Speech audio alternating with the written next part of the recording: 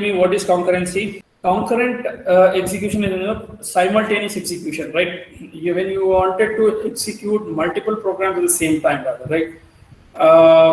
After, of course, the concurrency came in hardware side, right? Basically, if you see, in very ancient days, you find you have a dedicated processor, you have dedicated input device, output device, and if you see what all the architectures you have, they lay the foundation on the basic architecture, which is nothing but one human architecture. So basic one human architecture where you find only one single processor, and after the storage program, stored program concept has been added to the same, where you can have certain memory as well, and from where you can probably pass the entire instructions of a single program one after the other. So I mean, most of the imperative programming languages were there at the time, and the instructions of the program will be supplied to the processor, then it will execute that instructions one after the other. But nowadays you can see you find the processor who will be able to execute multiple programs at the same time. You got multitask operating systems available, right? After the multitask operating system came into being, of course, you have been able to achieve the concurrency at the programming level, at the software level, rather, right? Of course, before the concurrency being achieved at the software level, it was even achieved at the hardware level as well, by having MIST, SIMD and MIMD and SISD processes. Basically, MJ Flynn's in computer architecture, you must have studied the parallel processing, right? Parallel processing was achieved by MJ Flynn's at instruction and data level, right? At instruction and data level, by having SISD, that is single instruction, single data stream, single instruction, multiple data stream, multiple instruction, single data stream, multiple instruction, multiple data stream. So see, multiple instruction, multiple data stream. This can be achieved with the help of multiple processors, right? So here and as well, of course, the SIMD as well. Fine. So multiple processors you can have. You can have multiple processors here. You have multiple instructions, right? So one instruction is given here, one instruction is given here, one instruction is given here. So all these processors are able to execute different instructions parallelly, right? Then obviously the throughput of the system, right? Throughput of the system, the execution time, if you see, execution time will be lesser. The throughput is good, right? Efficient rather, right? So if you probably go with a single processor, these instructions, when you give it to all these instructions, when you give it to single processor, the amount of time which is going to be taken, will be obviously more rather, right? Compared to this, right? Yes or no? Because you have multiple processors, each processor is taking care of an instruction at the same time, and they're all happening concurrently, simultaneously. Obviously, the execution or the output that you get will be at a faster rate than compared to this kind of approach, rather, right? So having the multiple processors, and allowing the multiple instructions to be executed on the multiple processors is one kind of approach, from the hardware point of view, has been introduced, and this MIMD come under this particular category, rather, right? And you have attached array processors and SIMD processors as well. You have one processor. Let us say you have one CPU, right? One CPU. Now your load is heavy. When let us say the number of instructions are given to the CPU is overloaded, rather, right? When they are overloaded, then the single CPU cannot be able to execute. So you can attach one processor. You say attach array processors, right? Only when you probably need it.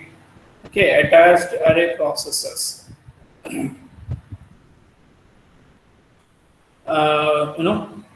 You can attach the processor and then increase the speed, because these instructions now going to be get distributed across these two CPUs. There is one dedicated CPU of your system, and now you have attached another processor, right? In order to increase the efficiency of the execution rate, rather, right? To reduce the execution time and give us good throughput out of it. What is that you are doing? You are trying to distribute, right, the instructions among the processor.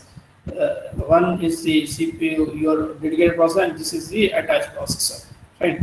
So this way you can have any number of processors to be attached as and when required, and distribute the load across these attached processors, and can increase the throughput of the system.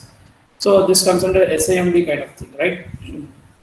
So based on MJ-Finn's classification, if you look at it, right? There is another kind of approach in the hardware. These are all which I am talking about from the hardware point of view.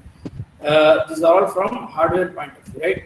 Having multiple processors and allowing the multiple processors to be executed concurrently for multiple instructions or multiple programs, increasing the throughput of the system is one way.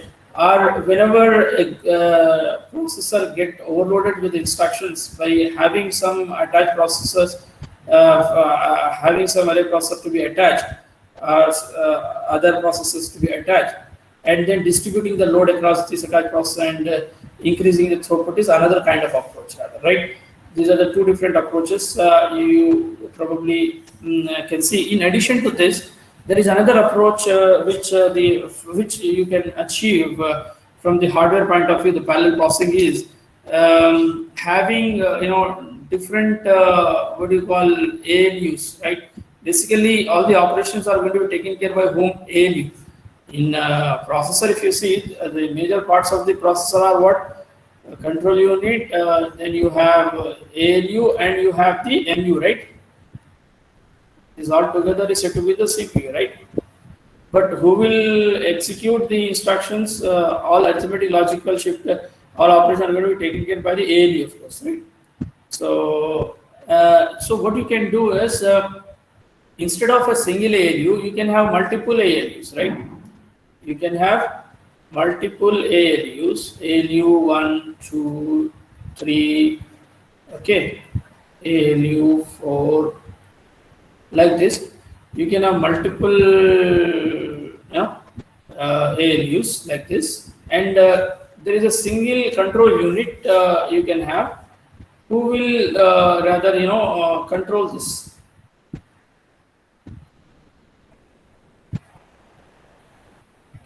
So this control unit is going to control the all ALUs. It means what it does is, when it gets the instructions and number of instructions are more, okay, number of instructions are more, then like for example, you have an instruction like this, CI equal to AI plus BI, okay, where I is going to be varied between, let us say, 1 to 4, okay, 1 to 4. So what I do is, what CU does is, here we have ALU1, ALU2, ALU3, ALU4. So one instruction with an instance I value 1 will be given to ALU1. That means C1 equal to A1 plus B1 will be given to ALU1, and C2 equal to A2 plus B2 will be given to ALU2. C3 equal to A3 plus B3 will be given to ALU3. C4 equal to A4 plus B4 will be given to ALU4. Each ALU to carry out this operation will take one clock time, right? 1 unit time. Unit time, you can say. Unit time is nothing but one clock pulse. Fine. So one unit time. So each one of them are going to be executed concurrently, right? ALU1 is executing on this instruction, it is executing this one, ALU3 is executing this, ALU4 is executing this.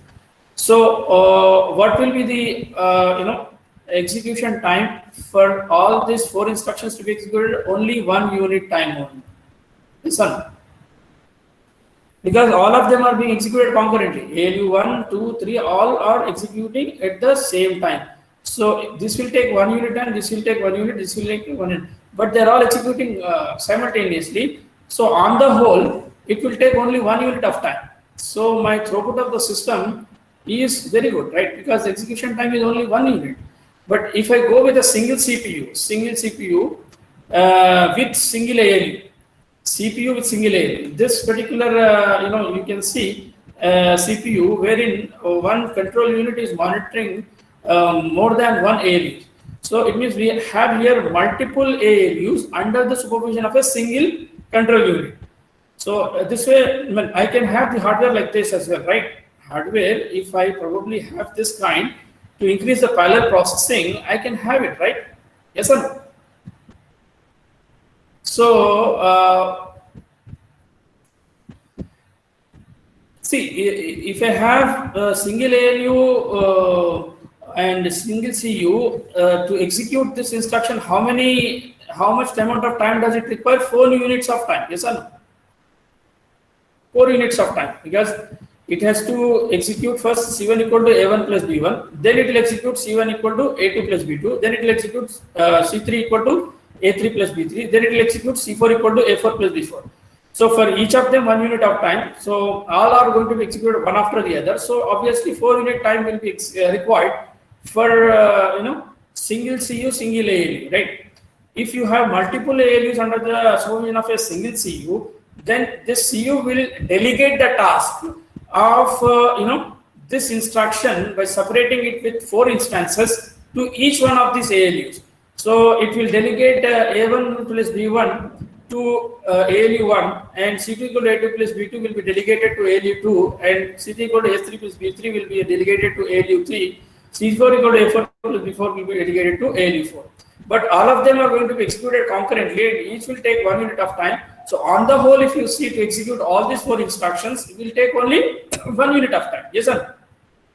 So this way, you can probably increase the throughput by reducing the execution time and achieving the parallel processing possible by having multiple ALUs, right, under the single CU. This is from the hardware point of view. From the hardware point of view, you can have the parallel processing to be achieved by having multiple processes, okay, or by having multiple ALUs under the supervision of a single control unit, or by having the multiple functional units of ALU. That is another, which I can probably show you from the hardware point of view. ALU, if you see, ALU will have what? Arithmetic unit, will have logical unit, will have shift unit, and even arithmetic will have what? Adder. It will have multiplier. Yes or no? It will have shift and then probably subtractor and all kind of thing. So if I have, let us say, adder as 1 unit and multiplier as 1 unit, it means by dividing this ALU into different units, right? Then I can further increase the parallel processing. Yes or no? This is my ALU, and under this ALU, okay, under this ALU, I am having all functional units are being separated, right? This is, let us say, adder, this is, let us say, multiplier. Now, what can happen? Addition can be given to adder part and multiplication can be given to multiplier part when they are separately being executed, and let them to be executed concurrently. When they are going to be executed concurrently, obviously the throughput will be increased. Yes or no? And you can further have these adders, and you can further have the classification of adder. Fine. I can have a separate adder for integer, add I, and I can have separate adder for float, addf. Then what happens if I have addition on integers, that task can be delegated to add integer. If I have addition on float, that can be delegated to add float, because addition on integer is separated from addition on float, right? You must have studied in computer architecture, right? Now the operation is entirely different, right? The circuitry will be different. So if the circuitry is separated, then add I and add f is also separated. Then what happens? Not only the operations, add and multiplication, division, can be concurrently executed when they are separated. Rather, the same operation when are being performed on different data types, by having the separate units for these operations to be carried out on different data types, you can allow the parallel execution of the same, and thereby you can achieve the concurrency, right? So you can achieve the concurrency, okay, by having the multiple functional units,